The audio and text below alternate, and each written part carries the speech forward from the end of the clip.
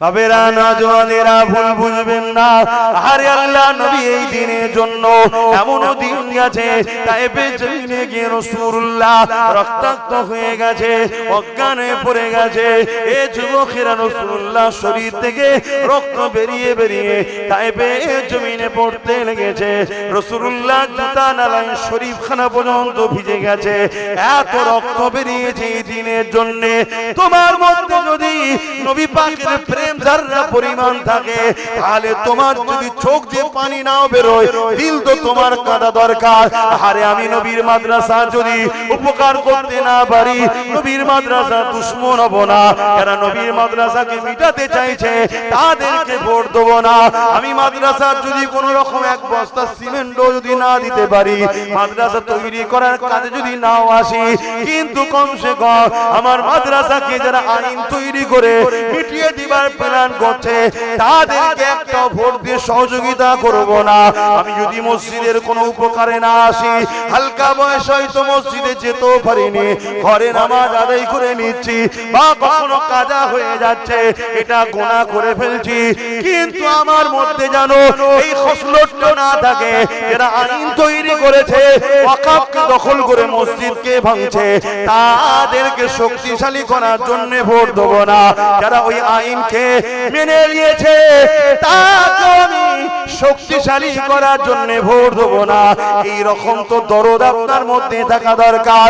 আমি কোরআন পড়তে পারিনি, হালকা বয়সে ভুল করে ফেলেছি, কিন্তু কোরআনকে আমি মহব্বত ভালো যদি বাসি, তাহলে কোরআনের পক্ষে যদি আমি হাফেজকে দান না করতে পারি, কোরআনের মাহফিলে খরচ যদি করতে না পারি, কমসে কম যে শয়তান বলবে কোরআন শেষ হয়ে যাবে, আমার উন্নতি শেষ হবে না, ওই শয়তানকে তো ভোটটা আমি দেব না।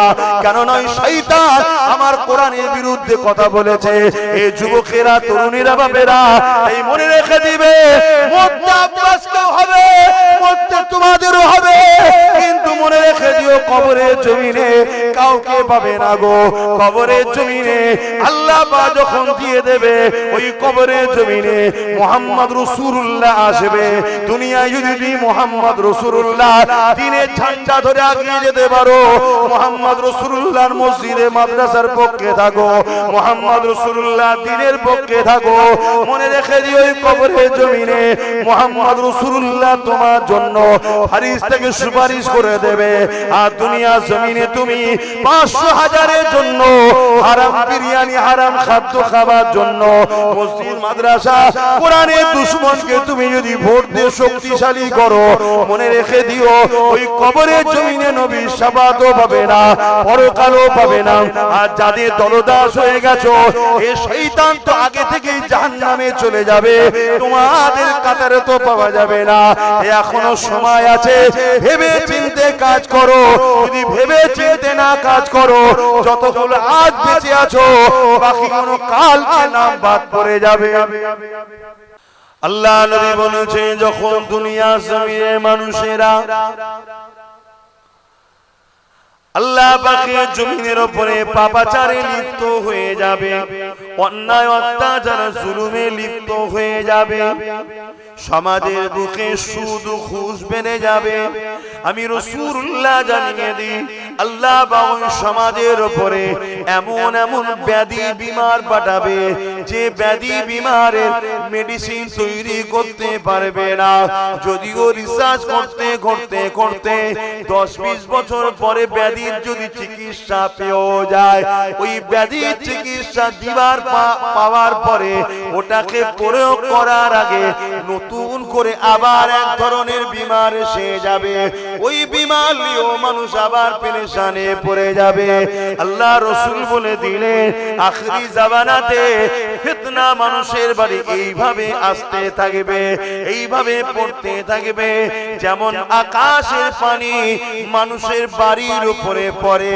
এ উম্মতে মুহাম্মাদি, তোমাকে আমাকে রাসূলুল্লাহ কিয়ামত পর্যন্ত জিন্দেগিতে চলার প্রতিটা রাস্তা তোমাকে আমাকে দেখিয়ে দিয়েছে।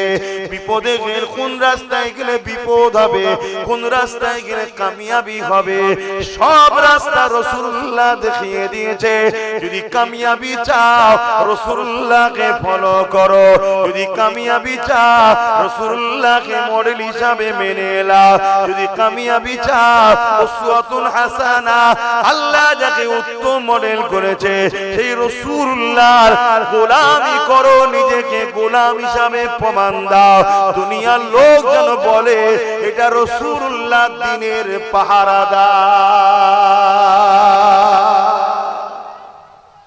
আল্লাহু আকবার, জিন্দাবাদ, আল্লাহু আকবার।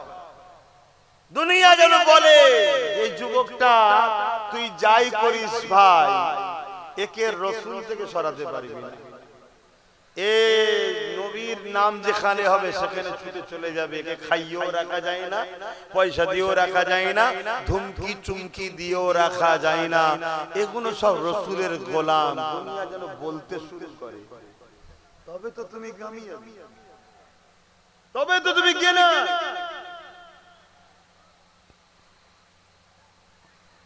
এই নওজোয়ান তরুণেরা মনে রেখে দিও এ দুনিয়া আমার তোমার জন্য চিরস্থায়ী নয় গো। লাখো লাখো মুসলমান এসেছে, লাখো লাখো কোটি কোটি মানুষ এসেছে, সবাই এক এক করে একদিন না একদিন চলে যাচ্ছে।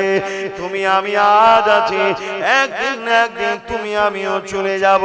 মনে রাখবে কুল্লু মান আলাইহা ফান, সব কিছু আল্লাহ একদিন ফানা করে দেবে, কিছুই থাকবে না। ওই দিনটা হবে সুম্মা নুফিকা উখরা ফাইযা হুম কিয়ামুন ইয়ানজিরুন, আবার সিংহাতে ফু দেয়া হবে। যেমন নাগল দিলে জমিন থেকে আলু ওঠে, তুমি আমি জমিন থেকে উঠবো, শুধু তুমি আমি নয় গো, মানুষ জাতি উঠবে। সে যে কোনো ধর্মের বর্ণের হোক না কেন, সবার শ্রেষ্ঠ মানুষের মাটিতে গিয়ে হচ্ছে ওখান থেকে উঠানো হবে। ওই উঠাবার দিনটা হবে ময়দানে মাশর, বিচারের দিন। যেদিনটা এত কঠিন দিন হবে, কোনো বাপ ছেলে হবে না, কোনো ছেলে বাপের হবে না, কোনো মা মেয়ের হবে না, কোনো মেয়ে মায়ের হবে না, কোনো স্বামী স্ত্রী হবে না, স্ত্রী স্বামীর হবে না। আরে দুনিয়ার নেতা কাতার কাতার তো সম্পূর্ণ আলাদা, কেন তাদের কাতারে তো আমি আপনি থাকবো না ইনশাআল্লাহ। তারা তো ফি নারি জাহান্নাম খালিদিনা ফিহা আবাদা, তারা জন্মের মতো ঢুকবে আর বেরোবে না। কিন্তু তুমি আমি মাননেওয়ালা, তোমার আমার কাতারে যখন দাঁড়াবো, ওই কাতারও বাপ ছেলে হবে না, ছেলে বাপের হবে না, মা মেয়ের হবে না, স্বামী স্ত্রী হবে না, কেউ কারো হবে না। সবাই বলবে নফসি নফসি, আমার কি হবে, আমার কি হবে। ওয়াকুল আদম সাবিউল্লাহ নফসি নফসি, আব্বা জান আদম সাবিউল্লাহ পর্যন্ত বলবে আমার কি হবে, আমার কি হবে। ওয়াকুল মুসা কালিমাতুল্লাহ নফসি নফসি, মুসা কালিমুল্লাহ বলবে আমার কি হবে, আমার কি হবে। ওয়াকুল ঈসা রূহুল্লাহ নফসি নফসি, ঈসা রূহুল্লাহ বলবে আমার কি হবে, আমার কি হবে। বলো তাহলে তোমার আমার কি হবে। ভয় করো আল্লাহকে, ভুলের মাপ আছে, ইসলামের দুশমন হয়ে যাচ্ছে আমরা। আমাদের টান আমাদের ধর্মের উপরে, আমার রাসূলের দ্বীনের উপরে নাই, আমাদের টান শয়তানদের উপরে এসে গেছে। রাসূলের দ্বীনের বাইরে যত কাজ আছে সব শয়তানি কাজ। আমি চ্যালেঞ্জ দিয়ে বলছি, এমন কোন উত্তম কাজ রাসূলুল্লাহ ছেড়ে যায় না যেটা পরবর্তীতে কাউকে আনতে হবে। তোমার যা দরকার রাসূলুল্লাহর দ্বীনে আছে, নাও না। আমি তো আবার বলছি, তুমি কারবার করবে রাসূলুল্লাহর দ্বীনে আছে, নাও, এইভাবে করো, অন্যভাবে করলে তুমি কামিয়াবি হবে না। তুমি দেখছো আকাশ ছোঁয়া বাড়ি, আকাশ ছোঁয়া বাড়ি হওয়াটা কামিয়াবি নয়, কিয়ামতের দিন ডান হাতে আমলনামা পাওয়াটা কামিয়াবি। তুমি দেখছো গাড়ি ব্যাংক ব্যালেন্স, ওটা কামিয়াবি নয়। কামিয়াবি যদি সে তুমি যদি ডান হাতে আমলনামা পায় তবে সে কামিয়াবি। রাসূলুল্লাহকে ছেড়ে দিয়ে বিশেষ করে তুমি আমি মাননেওয়ালা কামিয়াবি স্বপ্ন দেখা এটা কখনোই সম্ভব নয়, নামুমকিন। আসো আমার কওমের যুব সমাজ, তোমরাই তো পারবে ইনকিলাব নিয়ে আসতে, তোমরাই তো পারবে নতুন করে আবার আজকের আবু জেহেলরা নারীদের ইজ্জত লুণ্ঠন করছে, তোমরাই তো পারবে আজকের আবু জেহেলের কালো হাতকে ভেঙে দিয়ে মায়ের জাতের ইজ্জতকে রক্ষা করতে তোমরা পারবে। কিন্তু তোমরা এমন সহবতের সঙ্গে মিশে গেছো, তোমাদের সহবত যাদের সঙ্গে মিশেছো তারাই তো তোমাদেরকে চরিত্রহীন খারাপের দিকে নিয়ে যাচ্ছে। তোমরা ফুলের মতো পবিত্র হবে, আমার রাসূলুল্লাহর আখলাকে আসো, আমার নবীর আখলাক তোমাদের জীবনে আনো। হাদিস পাকে আছে এক যুবক সাহাবীর কাছে একজন দেশের এক সুন্দরী নারী রাজার কন্যাকে দায়িত্ব দিয়ে পাঠিয়েছে, যাও ইনাকে তার বাপের কাছে পৌঁছে দাও। ওই নারী প্রথম, যেমন আজকে সব মিডিয়াতে দেখা যায় না, মুসলমান মানে এরা এই দেখছেন না, কত বড় বড় কথা বলছে তোমাদের এই পাশে। এক মানবরূপী পশু কোরআনে নাকি ভুল আছে, এটা সাম্প্রদায়িক কথা নয়, এটা উস্কানিমূলক কথা নয়, এটা কি দাঙ্গা লাগাবার কথা নয়, একে রাজ্য সরকার পাহারা দিয়ে রেখেছে। আর আজকে কেউ যদি বলে আমার পাসপোর্ট আছে, আমার বাপের নাম আছে, আমার নামকে ডিলিট হলো কেন, জবাব দাও, তাকে বলছি এরা সাম্প্রদায়িক দাঙ্গা লাগাচ্ছে। আর করে তোমরা বুঝবে জাতি, তোমার চোখের সামনে মাকে রেপ করলে চলবে, তোমার চোখের সামনে তোমার ফুটফুটে বেটিটাকে রেপ করবে যখন, তখন তুমি জানবে। আর কবে জানবে? যদি জানতাম আমার জাতির সংখ্যা কম, এ মুসলমান মারা গেছে, তাহলে এই দুঃখটা আমাদের হতো না। অথচ এই মুসলিম কওমের মধ্যে একদল অবৈধ সন্তান আছে যারা আমাদেরকে আবার বলে বিজেপি, ওদের জন্মের গন্ডগোল আছে। সবথেকে বড় বিজেপি তারা হলো তোর মা মমতা। আজকে দেখ না কি করছে। কিন্তু দুঃখের বিষয়, এ জাত সামান্য পয়সায় বিক্রি হয়ে গেছে। আল্লাহ যদি এ জাত না জাগে, এ জাতের উপরে তুমি আযাব দিয়ে মেরে দাও, কিন্তু এ জাতের মা বোনেদের ইজ্জত না লণ্ঠন হয়, খোদা তোমার কাছে দোয়া চাই, বলুন আমিন। আর কবে জাগবে? চোখের সামনে দেখতে পাচ্ছ না ওই পূর্ব মেদিনীপুরের শুভেন্দু দিন রাত সাম্প্রদায়িক দাঙ্গা লাগাবার কথা বলে, দিন রাত রোহিঙ্গা, দিন রাত মোল্লাদের গাল দিচ্ছে, তাকে রাজ্য সরকারের প্রশাসন পাহারাতে ঘোরাচ্ছে না ঘোরাই? এই মুসলিম কওমে অবৈধ সন্তান যারা জন্ম নিয়েছিস, বল কথা বল। তোরা আমার ঘরে জন্ম নিলি, কিন্তু তুই সন্তান হালালি নয়। যদি হালালি হতিস তাহলে নবী বংশের আওলাদকে কখনো গালি দিতিস না। আজ আমার মসজিদ চলে যাচ্ছে, মাদ্রাসা চলে যাচ্ছে, কবরস্থান ঈদগাহ চলে যাচ্ছে, তারপরও আমার নাগরিকত্ব চলে যাচ্ছে। আমার বলার অধিকার নেই, আমি বলতে গেলে দাঙ্গাবাজ, ফিতনাবাজ, জুলুম, বন্দী করো, অ্যারেস্ট করো। আর শুভেন্দু কি করছে বলো? এখানে পাশে অর্জুন সিং কি করছে? বলছে ইসলামে নাকি রেপ করা ভালো কাজ। ভালো কাজ? কথা বলো ভালো কাজ? এ জাত আল্লাহর আযাব আসার আগে সুধরে যাও, আল্লাহর আযাব আসার আগে সুধরে যাও। বড় কঠিন পরিস্থিতি সমাজে, এখনো যুব সমাজ তোমাদের জাগার সময় হয়, এখনো থাকার সময় হয় না। আমরা সমাজে নিজেরা করে থাকি অনেক সময়, কি একটা মুরগিকে ধরার হলে চাল ছড়ায়, ওই চাল এসে এসে এসে এসে এসে এসে কিছুটা চাল এখানে দিই, তারপর আরেকটু দিই, আরেকটু দিই, আগিয়ে আগিয়ে আগিয়ে আগিয়ে থেকে এনে এনে এনে এনে একটা ঘিরার মধ্যে লাস্টে চাল ছড়ায়। ও খেতে খেতে খেতে কত খেয়ালই নেই, ও ঘিরার মধ্যে ঢুকে গেছে, তখন গেট লাগিয়ে তাকে ধরে ফেললো, জবাই করে দিল। তোমার আমার দশতে এইটা হচ্ছে। হ্যাঁ, সব জায়গা বাড়ছে, ইমামেরা অনেক কিছু চিল্লাচিল্লি করে 500 টাকা বেড়ে গেছে। ইমাম খুশি, সব ইমামের কথা বলবো না, অনেক ইমাম আছে পয়সা নেয় না, আর ডাইরেক্ট আবার যদি বল লোবো না, তারপরে চাপ এসে যাবে, নাচারে নিতে হয়, কিন্তু সেটা নিয়েছে খরচ করেন। অনেকে আমাকে বলেছে ভাইজান আপনি বিশ্বাস রাখেন খরচ করেন, কিন্তু যদি বলি লোবো না, আমি দুর্বল, আমার সেই ক্ষমতা নেই, আমি গরিব মানুষ। হ্যাঁ, নাচারের মশলা আল্লাহ পাক তাকে দেখছে, আল্লাহ নাচারের খাতিরে মানুষকে মাফ করে দেয়। কিন্তু আমার কওমের কিছু একদল ইমাম লেবাসের দালাল আছে না না? হ্যাঁ, আর এইগুলো বলি বলে তারা আবার আমার বিরুদ্ধে কথা। এখন নতুন করে এক মুফতি দালাল কথা বুঝছেন না? হ্যাঁ, মুফতি তো এনারাও বসে আছে, কিন্তু দালাল মুফতি আলাদা দেখতে। সে কখনো ঘুরিয়ে ফিরিয়ে দিনের পক্ষে কথা বলবে না, ঘুরিয়ে ফিরিয়ে শুধু বলবে হ্যাঁ সবই ঠিক আছে, ওয়াকাব যাচ্ছে, ওয়াকাবের কথা হচ্ছে, সবই বুঝছি, তারপরও একটু দেখতে হবে।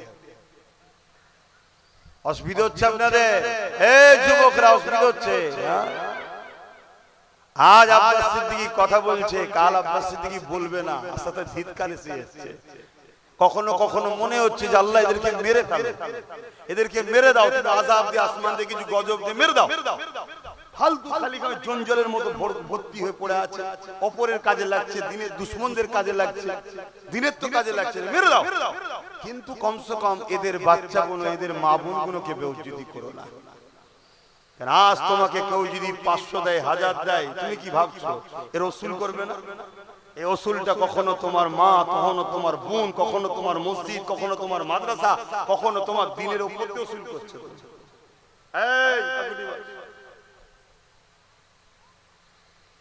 কথা বুঝে আসছে ভাই?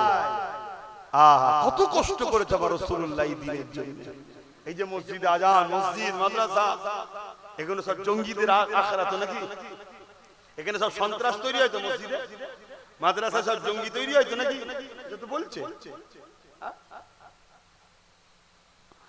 আহারে আমার রাসূলুল্লাহ এই দিনের জন্য কত কষ্ট করেছে।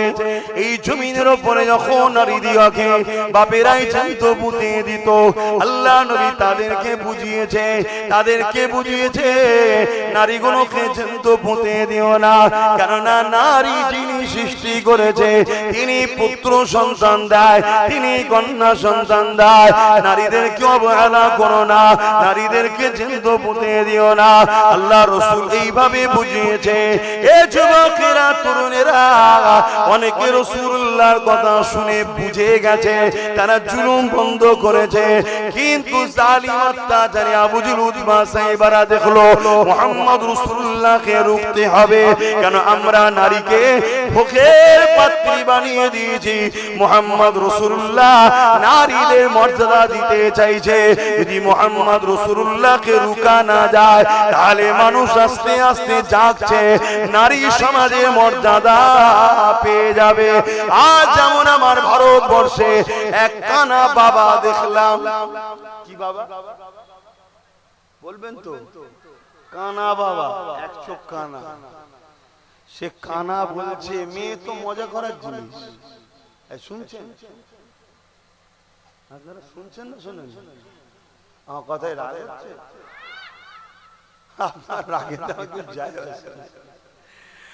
কানা বাবা ছেলে, কানা সোশ্যাল মিডিয়ায় দেখেন নে, সে বলছে মেয়ে তো মজা করা জিনিস। আমি জানি না তার মা যদি কথা শুনে কি নজরে নেবে। তাহলে বলুন, এই সকল ভণ্ড যারা মেয়েদেরকে মজা করা জিনিস বলে, আর ইসলাম বলছে নারী হলো জান্নাত, জোরে বলুন সুবহানাল্লাহ। একটা একটা নারী, একটা একটা জান্নাত। প্রত্যেকটা পুরুষের জান্নাত নারীর পায়ের তলায়। ওই নারীটা হলো ওই পুরুষের আম্মা জান, জোরে বলুন সুবহানাল্লাহ। তাহলে এই কানা বাবার মতো যারা ভণ্ড আছে, এরা ইসলামকে মেনে নিতে পারবে? তারা তো ইসলামের বিরোধী করবে। শুনতে তারা কি করছে? ইসলাম নিয়ে মিথ্যা ছড়াচ্ছে, ইসলামের কোরআনে হিংসা ছড়ায়। কোরআন 17 জন নাউজুবিল্লাহ এ মিলে লিখেছে, তারা তো ছড়াবে তাদের চালাদে ঘরে দিয়ে। আর তাদের চালারা প্রকাশ্য বলে বেড়াতে পারছে কেন? তাদের পিছনে ফোর্স আছে, রাজ পাওয়ার তাদের হাতে, আর আমাদের কিছু নেই।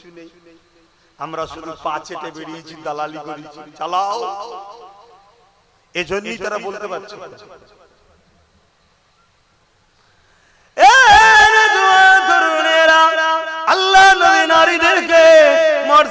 দিয়েছে, কিন্তু নারীদেরকে পুতা বন্ধ করেছে। আল্লাহ নবী নূহ নবী দয়া নবী জানিয়ে দিলে, কোন ঘরে যদি একটা কন্যা সন্তান হয়, ওই বাপ যদি ওই কন্যা সন্তানকে কোন ঘরে যদি আল্লাহ রাসূল জানালেন দুটো সন্তান হয়, ওই বাপ যদি ওই দুই সন্তানকে লালন পালন করে তার বিবাহটা দিয়ে দেয়, আমি রাসূলুল্লাহ তাকে শাফাত করে জান্নাতে নিয়ে যাব। এক সময় এক সাহাবী বলতে লাগলেন, ইয়া রাসূলুল্লাহ হাবিবাল্লাহ, আমার তো একটি মাত্র সন্তান, দুটো তো নাই, হুজুর আমি কি নিয়ামত পাবো না? আল্লাহ নবী বললেন, যাও সাহাবী, তুমি যখন বললে কারো ঘরে যদি একটাও কন্যা সন্তান হয়, ওই কন্যাকে লালন পালন করে যদি বিবাহ বড় করে বিবাহ দিয়ে দেয়, আমি রাসূলুল্লাহ জানিয়ে দিই ওই বাপের শাফাত করে জান্নাতে নিয়ে যাব।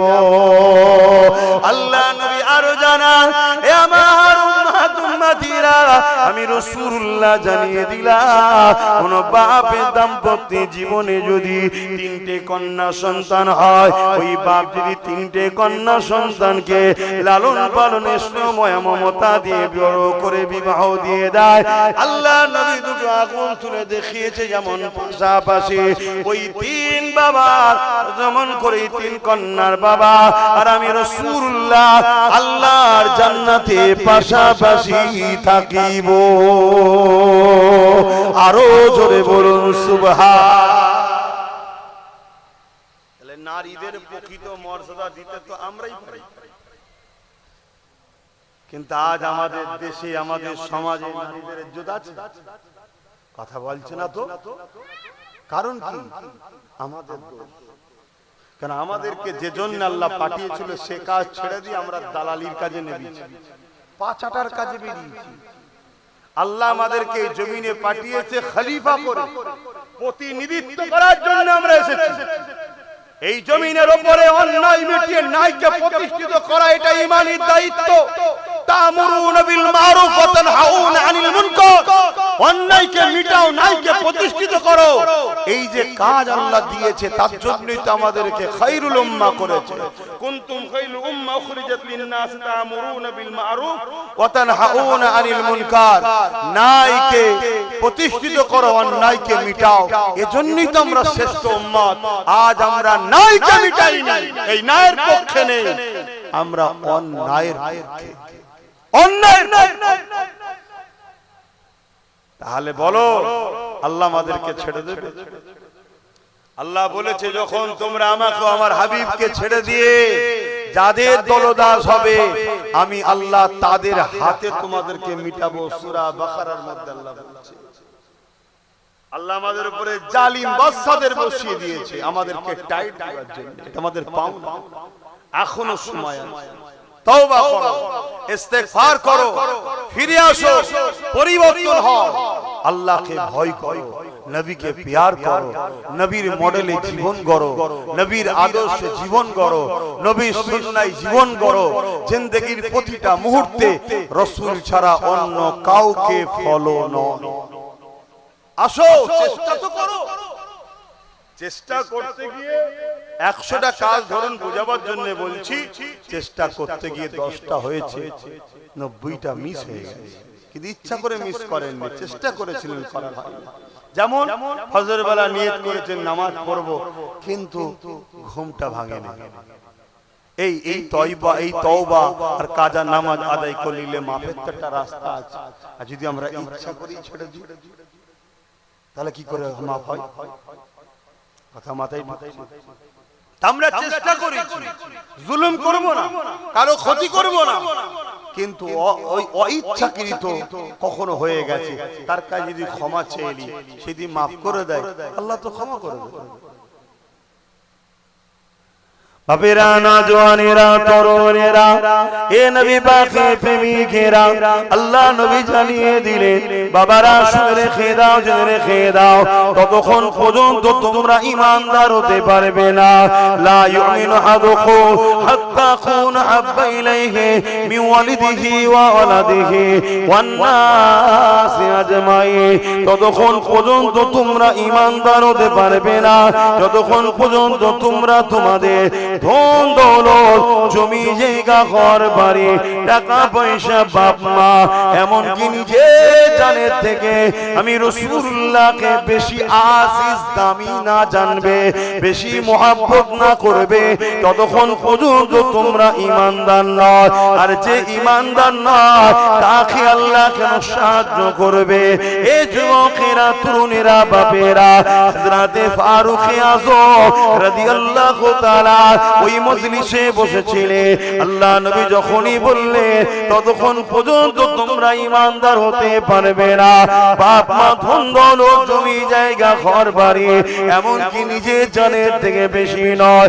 তখন হযরত ওমর ফারুক দাঁড়িয়ে গেলেন আল্লাহ নবীকে আরজ করলেন ইয়া রাসূলুল্লাহ হাবিবাল্লাহ আমি আপনাকে সব কিছু থেকে বেশি ভালোবাসি ইল্লা মিন নাফসি জানের থেকে বেশি নয় আল্লাহ নবী বললেন ওমর হবে না জানের থেকে বেশি ভালোবাসতে হবে এ নিজাম আল্লাহ তৈরি করে দিয়েছে রে ওমর ওই সময় ওমর ফারুক চুপ করে গেলে একটু পরে উঠে বলতে লাগলে ইয়া রাসূলুল্লাহ হাবিবাল্লাহ আমি ওমর গাওয়া দিচ্ছি আমি আমার জানের থেকেও বেশি আপনাকে ভালোবাসি আরো জোরে বলুন সুবহান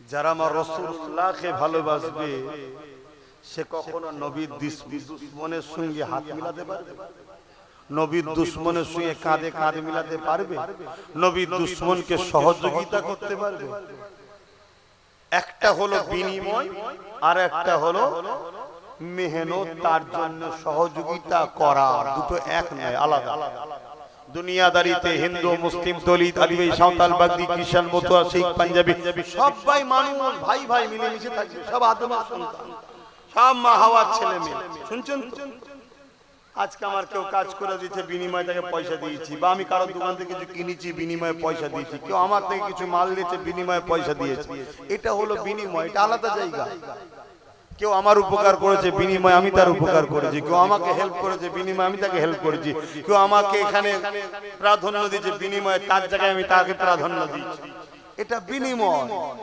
কিন্তু আমি সামান্য অর্থের জন্য নিজের একটু পদের জন্য আমি এমন লোককে সহযোগিতা করে শক্তিশালী করছি যে আমার মসজিদ মাদ্রাসাকে মিটাচ্ছে কোন ঈমানদার কাজ করতে পারে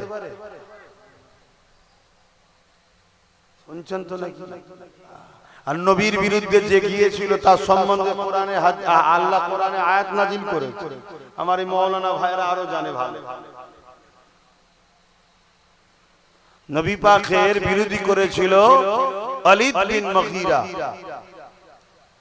কোরআন পাকে সূরা কালাম সম্ভবত তাই তো নাকি ওয়ালিদ বিন মুগীরার বিরুদ্ধে আয়াত নাজিল করে শত শেষ আয়াতে আল্লাহ বলছে 10 নম্বরে হাবিব ওর কথাই মনে দুঃখ করবেন না ও হলো জারুর সন্তান কে বলছে জোরে বলবেন তো আল্লাহ বলছে তাই মুসলিম ঘরে যদি কেউ এই নবীর দুশমন থাকে আর তাকে যদি আমি বলি যে সন্দেহ হয় ও হালালি নয় আপনাদের কষ্ট হয় নাকি আওয়াজ দিয়ে বলবেন হ্যাঁ হয় সেটাও বলুন যে কষ্ট হয় আর যদি বলেন যে না তাহলে সেটাও বলুন ঠিক বলছে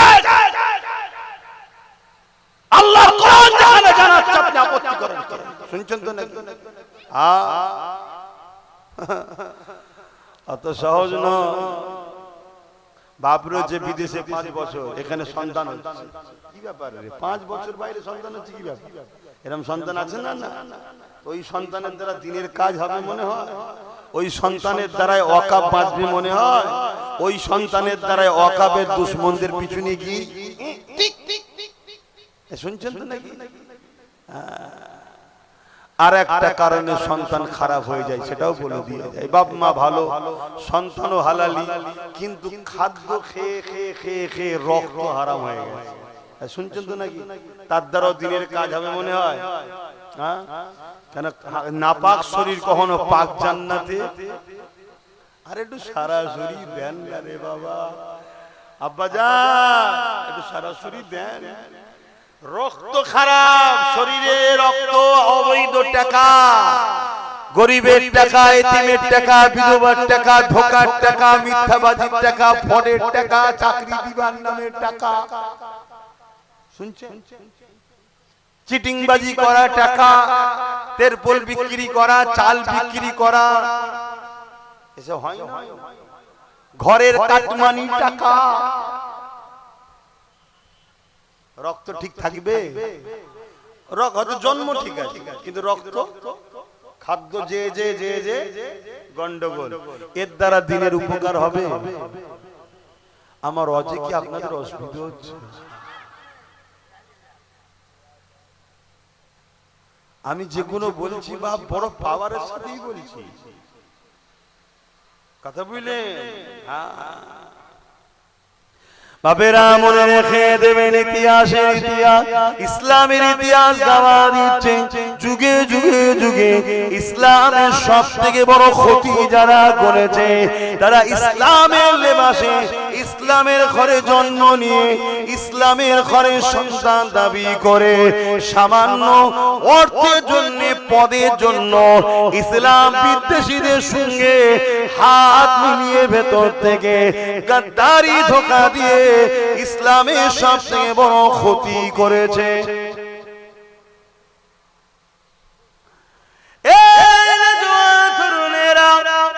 প্রকাশ্য যারা ইসলামের দুশমন, তারা কোনদিন আমাদের মোকাবিলায় দাঁড়াতে পারেনি গো।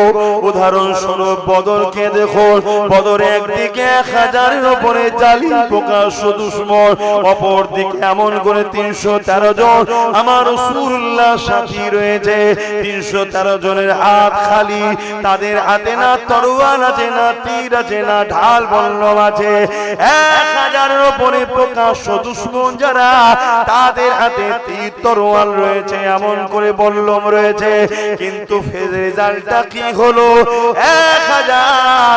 1313 জনের কাছে পরাজিত হতে বাধ্য হয়েছিল।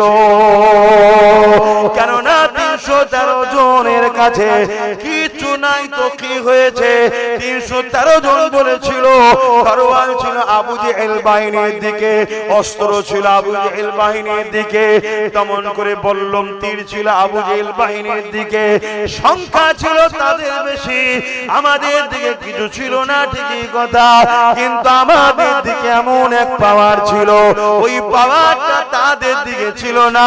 ওই পাওয়ারটা হলো আমাদের হৃদয়, আমাদের দিকে আল্লাহর নবী ছিল। আরো জোরে বলুন সুবহান। আজ যদি আমি মসজিদের হয়ে লড়ি, মাদ্রাসার হয়ে লড়ি, তাহলে আজকে কি আমাদের দিকে আল্লাহ ও রাসূল নাই? এই জোরে বলে। আর আপনি আমার বিরোধী করছেন কার জন্য? মসজিদ মাদ্রাসার দুশমন শয়তানের জন্য। দেখলেন না, এক শয়তান বলছে আগামী কাল আবার জুম্মা, মসজিদে যেন উস্কানিমূলক বক্তব্য না হয়। এই শয়তান, মসজিদে উস্কানিমূলক বক্তব্য হয়? এই কথা বলছেন না? তাহলে আমাদের সব মুনাফিক শয়তান কোনো কথা বলছে না? মুনাফিক মৌলী সাহেব, মুনাফিক বক্তা সাহেব, মুনাফিক হুজুর সাহেব, মুনাফিক পীরজাদা সাহেব সব চুপ কেন? যে আপনি এটা কি বলছেন? এই কথাকে এক্ষুনি উইথড্র করুন, এক্ষুনি কথাকে বলুন ভুল হয়েছে, না আপনার দলে থাকবো না। আমার খোদার ঘরে দাঁড়িয়ে এই ইমামরা, তোরা উস্কানিমূলক কথা বলিস?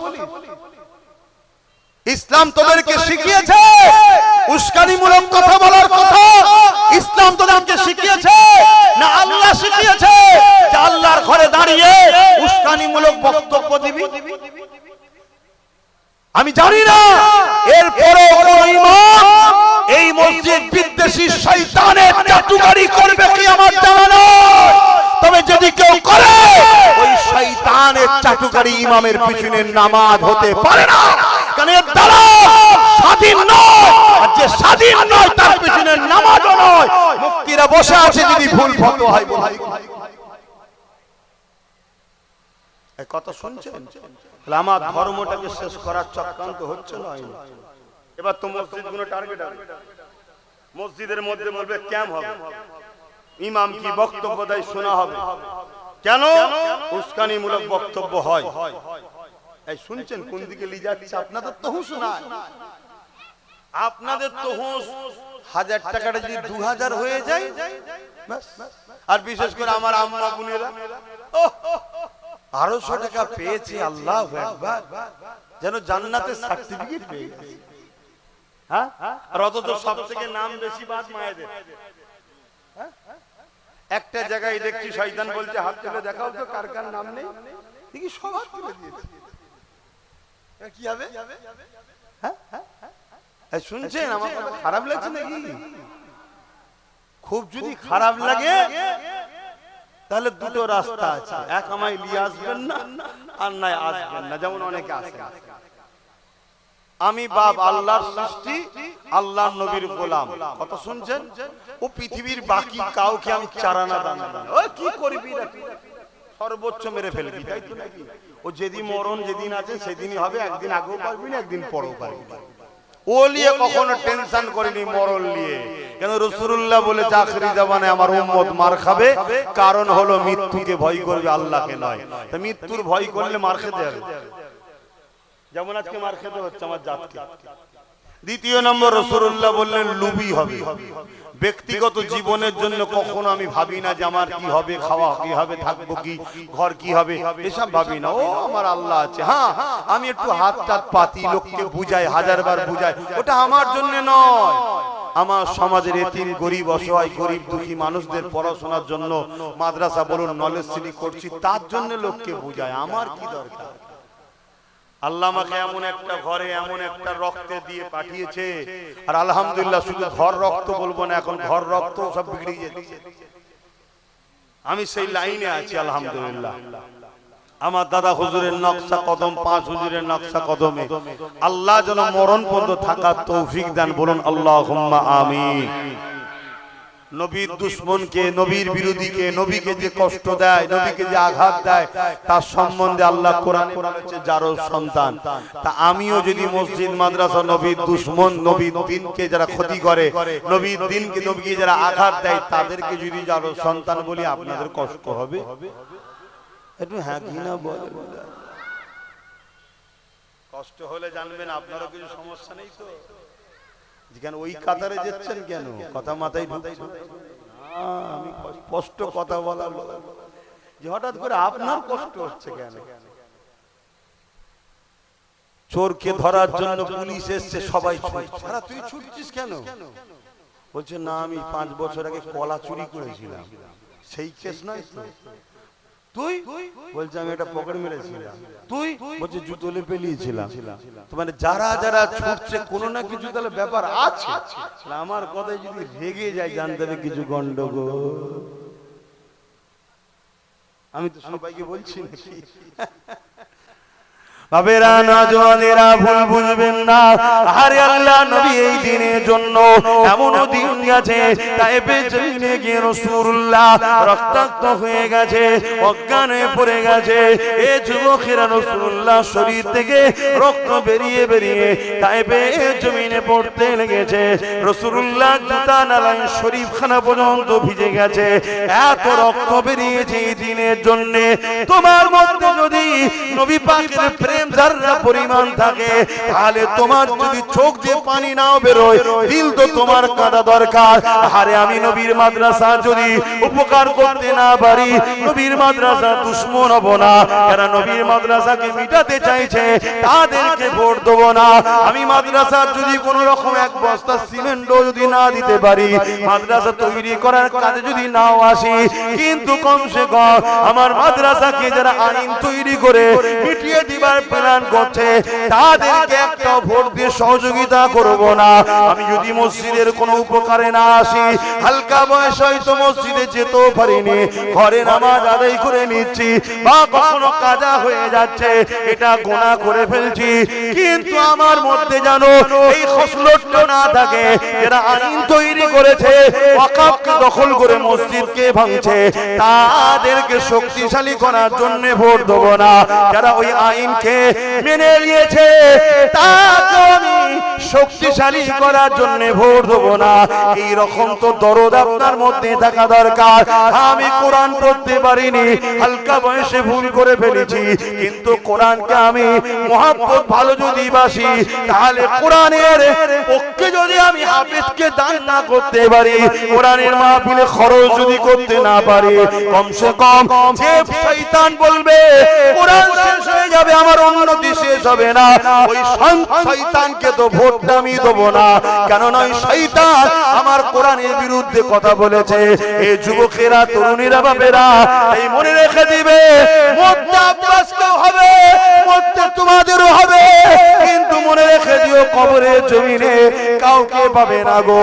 কবরের জমিনে আল্লাহ পাক যখন দিয়ে দেবে, ওই কবরের জমিনে মুহাম্মদ রাসূলুল্লাহ আসবে।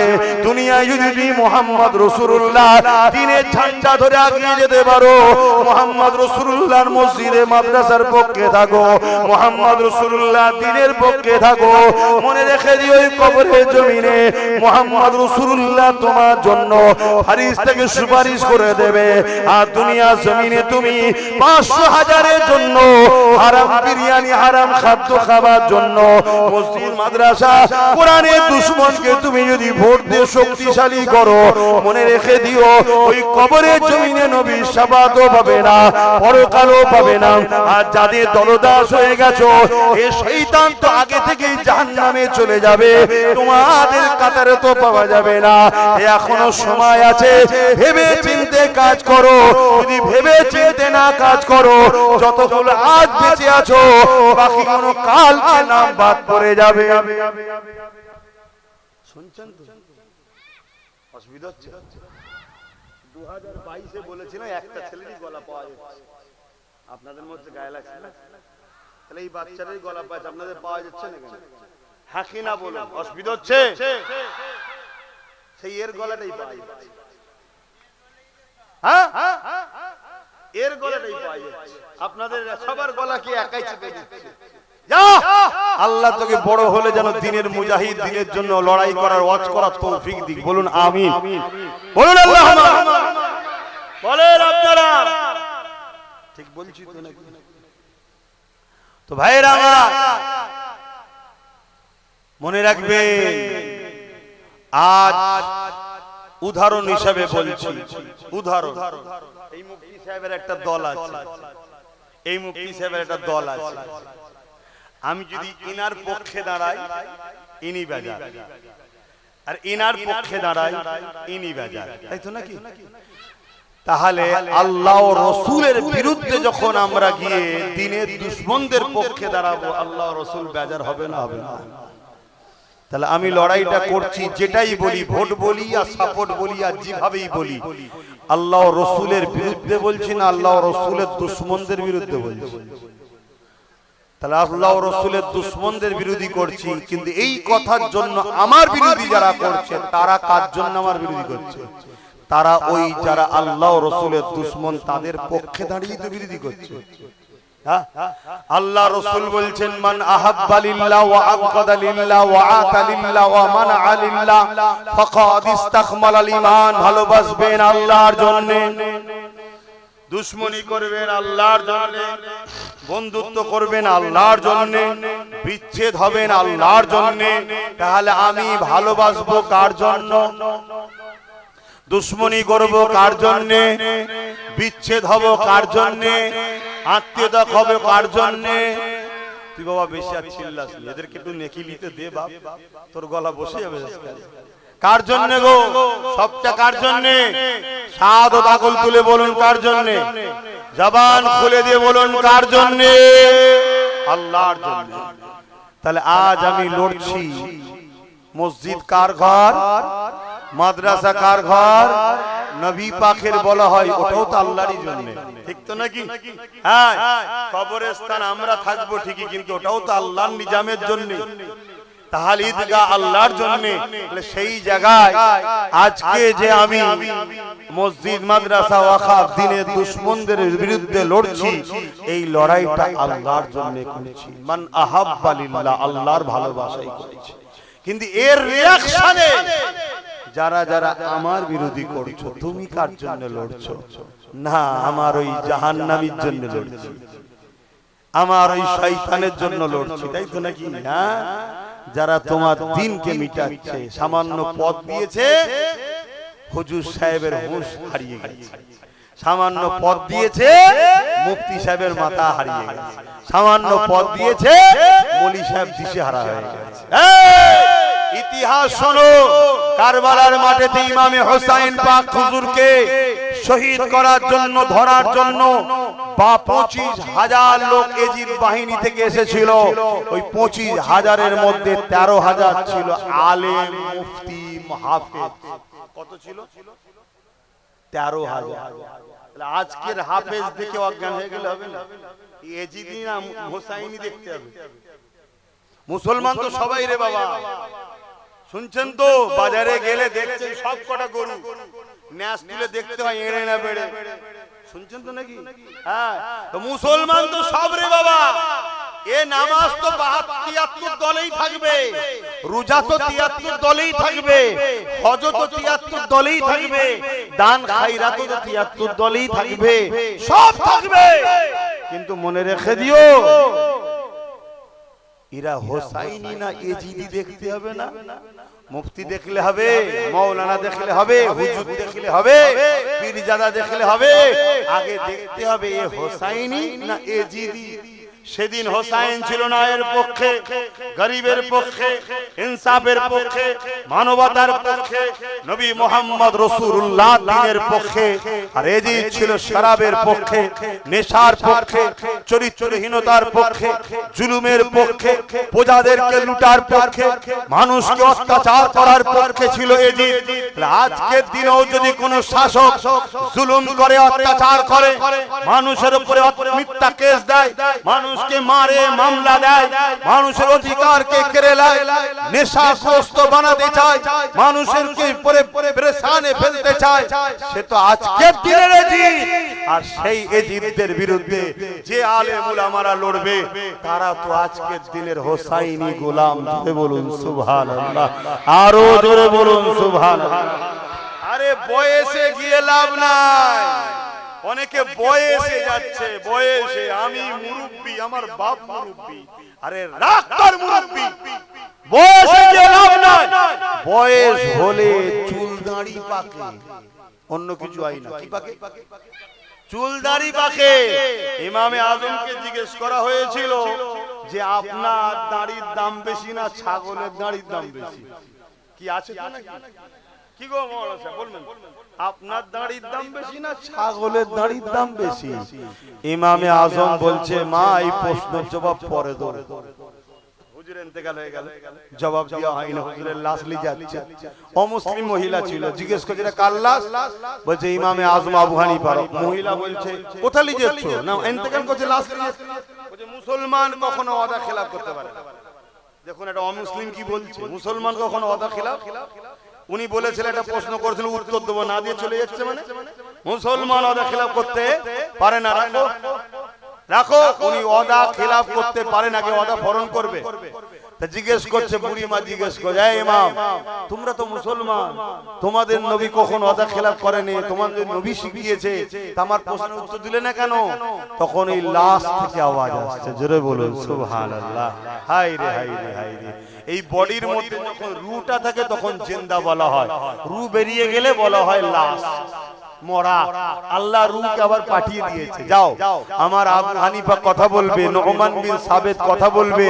আল্লাহর ওলিরা তো এমনি মরা নয় রে বাবা, তারা জিন্দা। কোরআন বলছে আল্লাহ তাদেরকে রিজিক দেয়, তারা খায়। জোরে বলুন সুবহানাল্লাহ।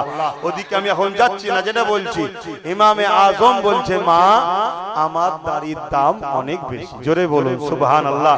বুড়ি জিজ্ঞেস করছে, তখন এই কথাটুকু বললেন কেন? ইমামে আজম বলেছিলেন, মা ঈমান হালে যদি মরতে না পারতাম, এই দাড়ি টুপি নামাজের কিছু দাম থাকতো না। আলহামদুলিল্লাহ ঈমান হালে মরেছি, তাই বলতে পারছি দাড়ির দাম বেশি। আমি ঈমান হালে মরবো কি মরবো না তখন তোমার জানা ছিল না মা, তাই আমি সম্মান দিচ্ছি যারা ঈমানদার বয়স্ক বুজুর্গ আছে, ঠিক আছে। কিন্তু কেউ অন্যায়কে সাপোর্ট করে যদি বলে আমি বয়স্ক, আমি বুজুর্গ, আমি এই আমি ওই, সব কথা শরিয়াতের দলিল নাই। শরিয়াতের দলিল হলো তুমি কোরআনের পক্ষে আছো না নাই, মাদ্রাসা মসজিদের পক্ষে আছো না নাই, এটা হলো দলিল। এটাই তোমাকে দেখাতে হবে। তুমি বলছো না সবই ঠিক আছে, হ্যাঁ সবই ঠিক আছে, বিজেপি চলে এলে কি হবে? পশ্চিমবাংলা চালাচ্ছে কারা? টিএমসি।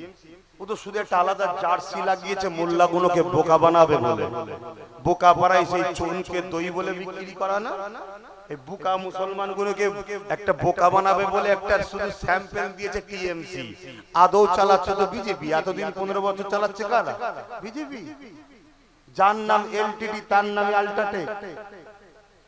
শুধু ট্যাক্স বেড়ে গেছে বলে কোম্পানির নামটা চেঞ্জ করে দিচ্ছে। কথা বুঝে আসছে না? নাই। হ্যাঁ এখানে 40% মুসলমান, এখানে ডাইরেক্ট হিট করলে অসুবিধা আছে। এখানে ঘুমটাওয়ালাকে পাঠাও, সে গিয়ে ইফতারও থাকবে, নামাজও থাকবে, ঈদগাহও থাকবে। কথা বুঝে আসছে? সব জায়গায় থাকবে। আবার ভেতর থেকে মাদ্রাসা ভাঙবে, মসজিদ ভাঙবে, মাদ্রাসার শিক্ষক বন্ধ করে দেবে, সব ওয়াকাফের বিলটাই সই করে দিয়ে আসবে। আন্দোলন গিয়ে করতে যাবে, বলবে দিল্লি গিয়ে করো, এখানে নয়, আমি আছি, আমার উপর ভরসা রাখো। তারপরে এসআইআর এর সময় সইটা করে দেবে, দিয়ে বলবে এসআইআর হতে দেবো না। তারপরে যখন নাম বাদ চলে যাবে, কেউ আন্দোলন করতে গিয়ে ধরা পড়লে বলবে মেন পান্ডাকে ধরে ফেলেছি, মেন পান্ডাটাকে তার দলেরই লোক। শুনছেন তো নাকি? এই সব পরিকল্পনার জন্য থেকে রাখা হয়েছে। এখন এই যে টিএমসি আর বিজেপির কথা বলছি, আপনারা আবার বলছেন না তো হুজুরি রাজনীতির কথা শুরু করে দিলে কেন রে? যুগে যুগে নবীরা রাজনীতির নেতাদের বিরুদ্ধেই লড়াই করেছে, কিন্তু জালিম, যারা জালিম নেতা ছিল তাদের বিরুদ্ধে নবীরা লড়াই করেছে। ফেরাউন কে ছিল? রাজা, রাজনীতির নেতা। শুনছেন তো নাকি? তার বিরুদ্ধে মুসা নবী লড়াই করেছে। নমরুদ কে ছিল? পৃথিবীর রাজা ছিল, রাজনীতি কিন্তু জালিম ছিল, তার বিরুদ্ধে ইব্রাহিম নবী লড়াই করেছে। আবার নবী সুলাইমান সাল্লাম ন্যায় পরায়ণ, আল্লাহর জমিনের বাদশা ছিলেন, পৃথিবীর বাদশা ছিলেন, কিন্তু ইনসাফ পরায়ণ, ন্যায় পরায়ণওয়ালা ছিলেন। জোরে বলুন সুবহানাল্লাহ। তাহলে সেই জায়গাগুলো আপনাদেরকে বুঝতে হবে। আমরা যদি না বুঝাই তো বুঝাবে কে? কে বুঝাবে আপনাদেরকে? তো যাই হোক, রাজনীতি করা হালাল, রাজনীতি করা হারাম। রাজনীতির নামে যদি কোনো মানুষকে শোষণ করো ওটা হারাম। রাজনীতির নামে যদি কোনো মানুষকে মিথ্যা মামলা দাও ওটা হারাম। রাজনীতির নামে যদি কোনো ধর্মের ক্ষতি করো ওটা হারাম। আপনি মুসলমান ক্ষমতার জোরে অমুসলিমের ধর্মস্থানকে আঘাত দিতে পারবেন না, এর ইজাজত নেই। কারণ রাজনীতি ধর্ম হলো রাষ্ট্র সেবা, রাষ্ট্রবাসীর সেবা। কথা বুঝে আসছে? এই রাজনীতি যেটা করবে সেটা করা হালাল, আপনি যেখানেই থাকেন করতে পারেন। আমি ভারতীয়, আমার দেশে রাজনীতি করব, আমার দেশের শরাবকে বন্ধ করব, ঘুষকে বন্ধ করব, ধর্ষণকে বন্ধ করব, জুলুমকে বন্ধ করব, মানুষের অধিকার মানুষকে পাইয়ে দেব। এর মধ্যে ইসলামে কোনো নিষেধ কাজ হচ্ছে নাকি? অসুবিধা কি আছে? কিন্তু রাজনীতির নামে আমি পাড়ায় পাড়ায় স্কুল বন্ধ করে মদ চালু করব, এটা হারাম।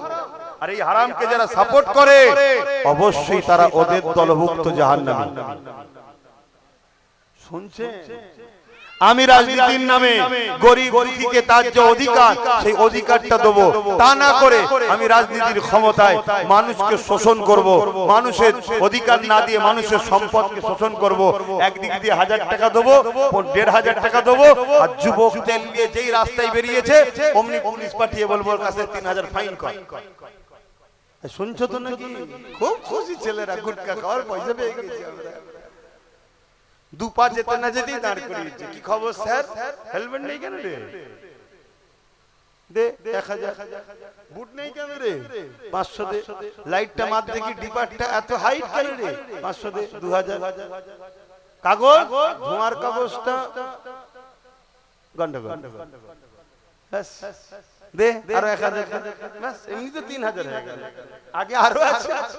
সব কাগজ ঠিক থাকার পরেও বলবে, সব কাগজ ঠিক থাকার পরেও বলবে পাঞ্জাবি পরে চালাচ্ছিস কেন? যদি জড়ি তুই তো মরবি, কাউকে ঝেড়ে দিবি। দে, কিছু করার নেই। পুলিশের আমি দোষ দিচ্ছি না, তারা নিরুপায়। তাদেরকে উপর থেকে কোটা দিয়ে দেয়, এই মাসে তোমাকে 50 লাখ দিতে হবে, না হয় জঙ্গল মহলে পেটিয়ে দেবে। তো সে বেচারি যাবে কোথায়? সে তুলবে কোথা থেকে? তার কি ফ্যাক্টরি আছে নাকি টাকা ছাপাবে? তোমার আমার পকেট কাটছে, লিজে আলা ধরেন আমাকে ঠিক রাখে। কথা কিছু বুঝে আসছে? অসুবিধা হচ্ছে? এত যদি নাও বোঝে, কমসে কম একটা কথা তো বোঝে, আমার হাতকে শক্ত করে, আর আমি যদি মসজিদ মাদ্রাসা ভাঙিয়ে হাতকে শক্ত করবে? জোরে বলো, জোরে বলো। না করবো না কোনোদিন। কথা বুঝে আসছে? তাহলে আজকে ওয়াকাফের দুশমন কেন্দ্রীয় সরকার ওয়াকাফ কালা কানুন তৈরি করেছে না করেন? তাকে শক্তিশালী করবেন, আর তাকে যে এই বাংলায় আস্তে আস্তে জায়গা করে দিচ্ছে এবং তার কালা কানুন ওয়াকাফ বিলকে যে মেনে নিয়েছে, সেই রাজ্য সরকার বিগত যে ছিল তাকে শক্তিশালী করবেন? আর যদি করেন, রাসূলুল্লাহর হাদিসটা তাহলে একটু শুনে যান।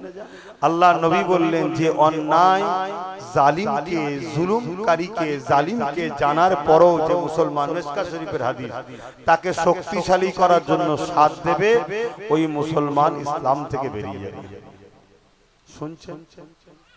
কোন মুসলমান জালিমকে জালিম জানার পর শক্তিশালী করার জন্য তাকে যদি সাথ দেয়, ওই মুসলমান ইসলাম থেকে বেরিয়ে যাবে। যে আমার ওয়াকাফকে মিটাতে চাইছে কেন্দ্র সরকার, আমাদের কাছে জালিম না? জালিম না? আর রাজ্য সরকার তার আইনকে মেনে নিয়েছে, এটা জালিম না? জালিম না? দুর্গাপুরে বল্লুজাতে মাদ্রাসা ভাঙেছে, এটা জালিম, জুলুম না? জুলুম না? জুলুম যে করে তাকে বলা হয় জালিম, তাই তো নাকি? তাহলে এদেরকে যদি আপনি ভোট দেন, ইসলামে থাকবেন? এবারে বলবেন হুজুর সব ঠিক আছে, কিন্তু দিবার সময় তার আপনি থাকছেন না। 1000 টাকা পেয়ে গেছি যখন দিয়ে দিই, শুনছেন তো নাকি? ওই ঘরের মধ্যে যেখানে ভোট হবে সেখানে আমি নেই তো কি হয়েছে? আল্লাহ আছে না? না? জোরে বলো, আছে না? না? তাহলে ওই জায়গায় যখন সুইচ টিপবেন, ভাববেন আমি ওয়াকাফের দুশমনকে ভোট দিচ্ছি। ওয়াকাফের দুশমন মানে জালিম। জালিমকে যখন সুইচ টিপছি, রাসূলুল্লাহর হাদিস ইসলাম থেকে বেরিয়ে যাবে। আর যে ইসলাম থেকে বেরিয়ে যাবে, তার দাড়ি, তার নামাজ, তার রোজা, তার হজ, তার দান, তার খায়রাত কোনো কাজে। এই সাবধানটা করা দরকার আছে না? না? এবারে দিনের শেষে সেই লাস্টে একটা কথা আসবে, সবই বুঝলাম, বিজেপি চলে আসবে, কি হবে? শুনছেন তো নাকি? আনন্দবাজার পত্রিকার একটা খবর দেখেছিলেন? রাজ্য সরকার বলেছিল বিজেপিকে ফান্ড এনে লড়বো, এই বাংলায় বিজেপি আসেনি, বিজেপিকে আনা হয়েছে। আর আপনি বিজেপিকে রুখবেন বলছেন? আপনার রোকার ক্ষমতা আছে? কথা বলুন। বিজেপি যা করছে রাজ্য সরকার সেটা করছে না? করেনি? মনে রাখবেন, বিজেপি যা আরএসএস তাই, টিএমসি যা আরএসএস তাই। কথা বাতে ঢুকছে? আরএসএস এর প্রোডাক্ট অন্যান্য রাজ্যে বিজেপি বিক্রি করছে, আর এই রাজ্যে রাজ্য সরকার বিক্রি করছে। কথা মাথায় ঢুকছে? এরপরও বলছি, ধরুন আপনি রুখবেন বলছেন, আপনার তো 15-20 হাজার করে ভোট বার, আর এর পরের বারে আবার একবার বাদ দিয়ে দেবে, গেল তো কি করে রুখবেন? অত উপরন্ত যদি আজ আমার কথা মেনে নিতেন, যদি আমাদের গোটা 15-20 থাকতো, তাহলে লড়াইটা জমতো না? জমতো না?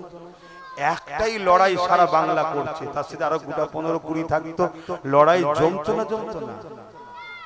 অতএব যদি মনে হয় বিশ্বাস এই বান্দার উপরে হয়, এই যে নামগুলো এখনো বাদ রয়েছে, বলছে ট্রাইব্যুনালে যেতে হবে। ট্রাইব্যুনাল এখনো চালু হয়েছে? তাহলে 21-26 যদি ভোট না দিতে পারেন, আর 25 বছর পর আপনার ছেলেকে যদি বলে 26-এ যাদের নাম আছে তারা ঠিক আছে, আর বাকিগুলো বিপদে পড়বে, আর এবারে ভোট না দিতে পারলে আপনার 26 বছর পর আপনার ছেলের কি হবে? বলেন, এই বিপদে কি আমি ফেলিছি আপনাদের? কিন্তু আমি 2022-এ বলেছিলাম একটা দিন আসছে তোদের নাম ভোটার তালিকায় থাকবে না।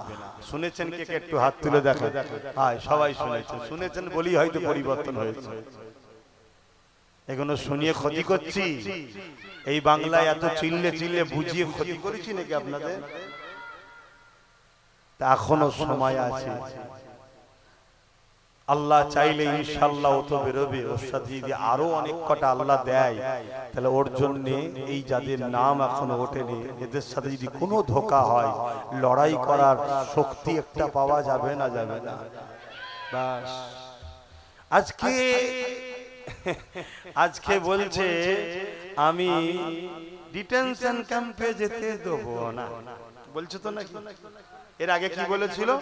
অকাব এখানে হতে এসআর হতে হয়েছে না হয়নি? আজকে বলছে ডিটেনশন ক্যাম্পে যেতে দেবো না। দুবার যে মিথ্যা কথা বলে, আরো অনেক বলেছে রে বাবা। 10,000 মাদ্রাসা হয়ে গেছে তো, ফুরফুরাই রেল চলছে তো নাকি? এরকম প্রচুর মিথ্যা আছে, সেদিকে আমি যাচ্ছি না।